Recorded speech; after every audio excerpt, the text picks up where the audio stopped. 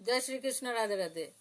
গুরু দ্রোণাচার্য মনের আনন্দে মহারাজ ধ্রুপদের রাজপ্রাসাদে যেতে থাকেন আর মনে মনে ভাবেন, আমার এত প্রিয় বন্ধু, আমি যদি একটি গাভী চাই আমাকে কি আর দিবে না? আমাকে অবশ্যই একটি গাভী দিবে।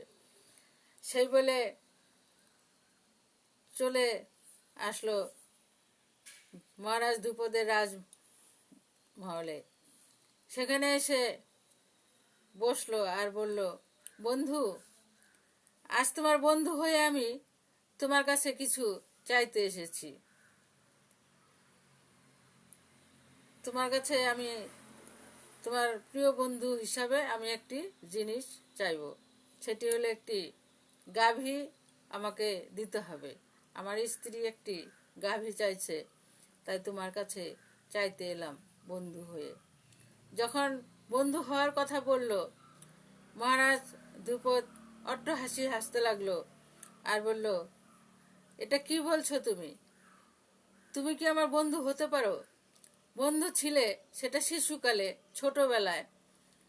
এখন তো আমরা বড় হয়ে গিয়েছি। তোমার রাস্তা আলাদা, আমার রাস্তা আলাদা। জয় শ্রীকৃষ্ণ, রাধে রাধে।